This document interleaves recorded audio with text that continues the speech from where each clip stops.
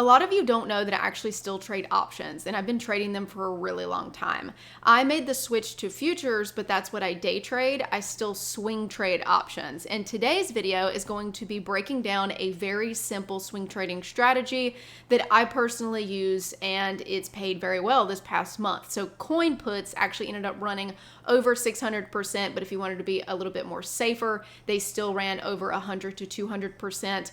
It worked really well on Baba and Bull. I'll break down all of these examples of what I was looking for. Let's dive right in to first start with the coin example and what I was looking for. Now, these coin puts, again, options are really based on your risk tolerance. You can be more aggressive and go closer in expiration, or you can be way safer and go further out. And that will determine your ability to make, let's say, 100% versus 600%. That's the first thing about this strategy that I want you guys to start to look for. What catalyst is coming up? Now, with earnings season, that's a great one to look for. Compare what we are doing right now on price action versus prior earnings. So for coin, if you look at coin's price and go all the way back, prior earnings, we were sitting at around $200. Let's just say around $200. So we more than doubled from prior earnings. That is one thing I love to look for because it's very, very hard for a company to blow it so much out of the park, unless you're a Palantir, that they're going to be able to sustain a run up like that. So I was just looking for the investors, some of them, to play it safe and start to take profits into earnings. That was one reason I was looking for puts. There were some technical analysis reasons and key levels I had, but just to keep this strategy simple, we're going to use one indicator. So I want you guys to go type in simple moving average, double click, and then use the 50. So just change the value from 9 to 50. The 50 SMA is a great way for you to just gauge overall strength of trend. So when we started to close underneath the 50 SMA here, I started to also gain more confidence in looking for puts.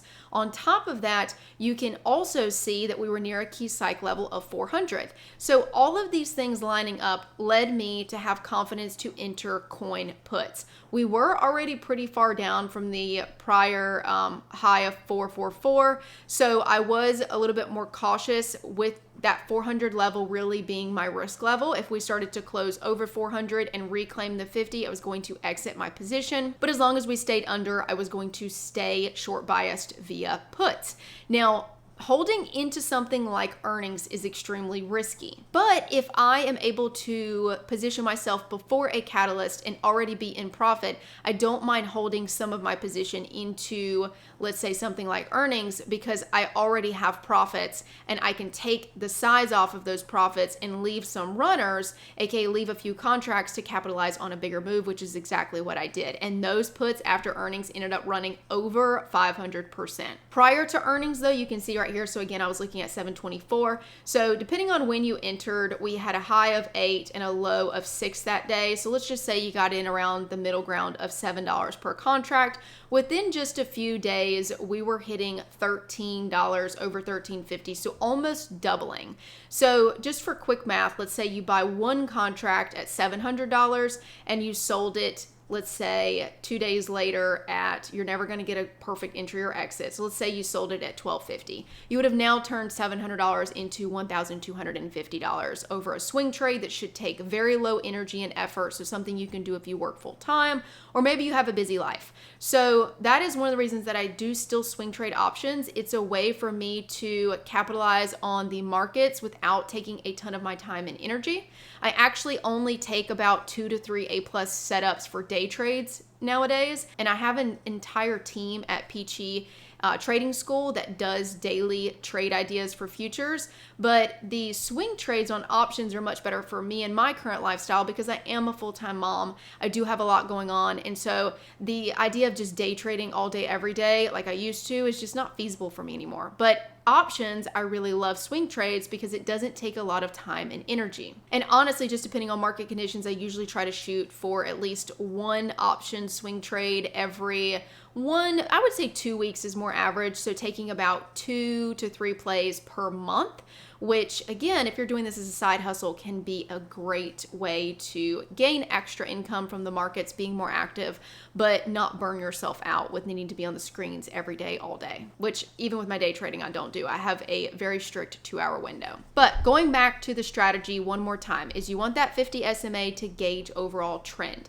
What you're looking for is if we're holding support over the 50 SMA, that's a bullish sign and you want to stay long focused. But if we start to lose it and hold resistance under, that can be a sign of weakness and you can look to target, let's say, prior support below or whatever strategy you use for your key levels. For me, my KPLs, I had one, like I said, around 370, which we ended up flushing nicely into in just a few days. And so I looked to capitalize on more size with my puts. I did hold some runners into earnings, and again, those went over 500%. So we can zoom out here to see that those $700 contracts actually went all the way over $50 per contract. So if you bought one contract for $700, you would now be selling that one contract for $5,000, which is crazy. And there are a lot of opportunities in this market like that. Now, is it realistic to expect yourself to get a 500% move every time? Absolutely not. But do they happen? Yes. You just have to make sure you are paying attention and managing your risk appropriately, because holding through something like earnings is, again, very, very risky, and you could lose your entire position.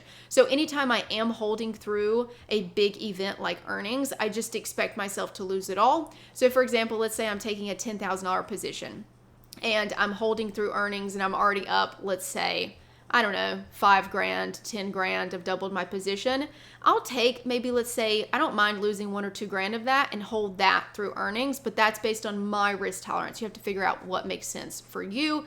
But anytime you're holding through earnings, I would just act like you're gonna lose it, because there is a chance you can. PLTR is a great example of that. Last earnings on PLTR, we actually tanked because it has just been on an absolute tear, but this earnings, we skyrocketed and we have continued to melt up. So if you were, let's say, short PLTR into earnings, you would have absolutely lost all of your money. So you want to be very careful holding through earnings or any catalyst. Now let's go over another example. So coin puts, like I said, alerted that around 724, $400 mark.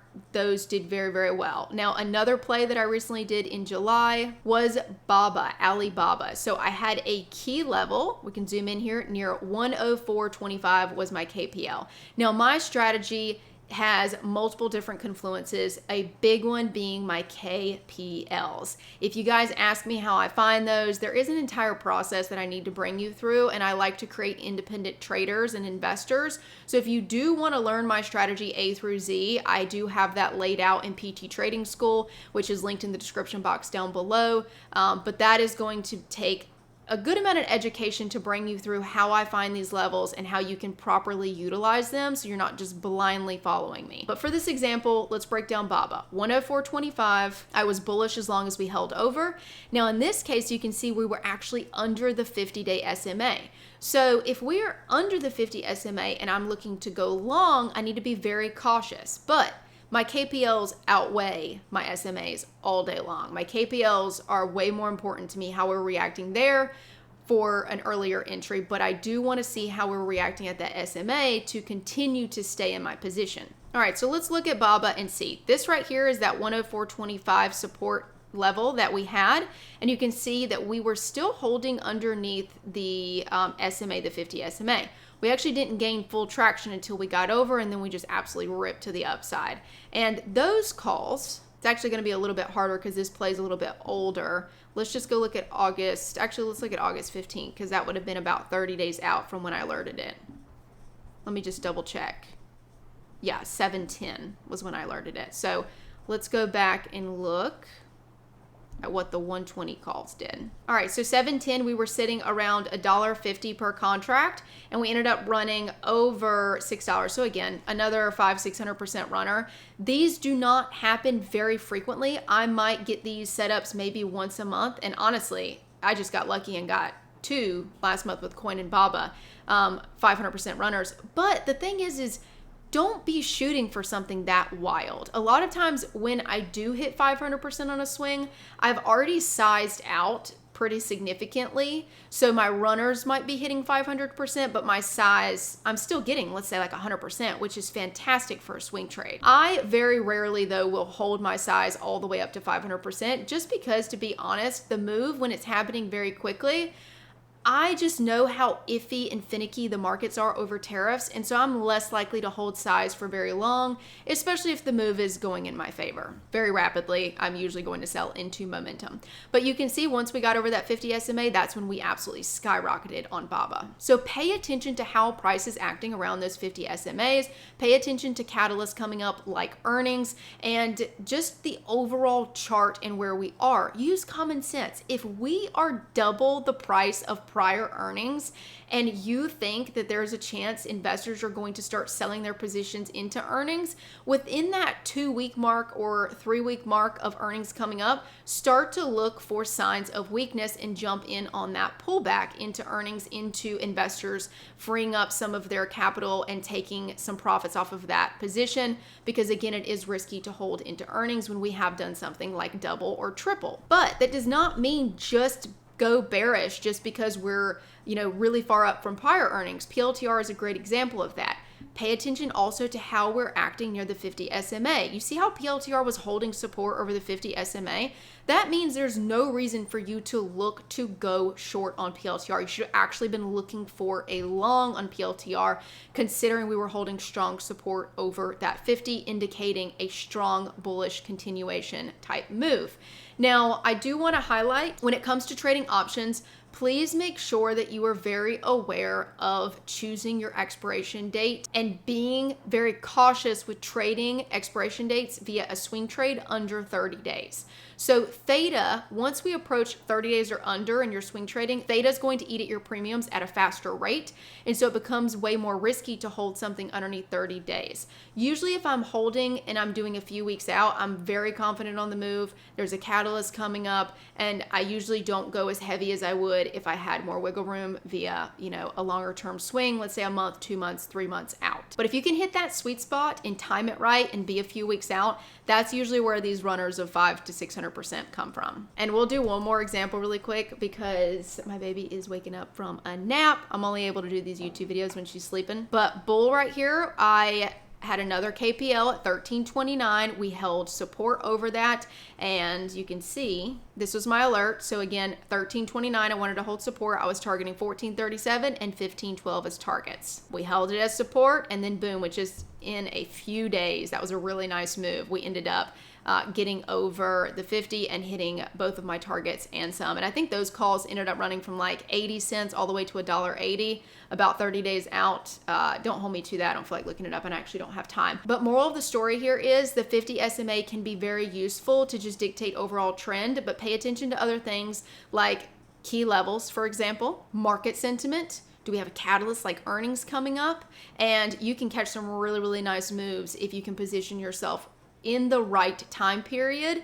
Options are all about timing. So if you guys want more on my strategies, you want more on how I find my KPLs, you want more from me, I try to make as many free YouTube videos as possible, but that is all going to be in the Peachy Trading School, which I will link down below. Reminder is I am more lighter, 2 to 3 trades per week. That includes my day trades as well, but I do have an entire Peachy analyst team that posts daily trade ideas. We have tons of education, ongoing earnings workshops. We have so much value in that membership. It is a mentorship in the form of a membership.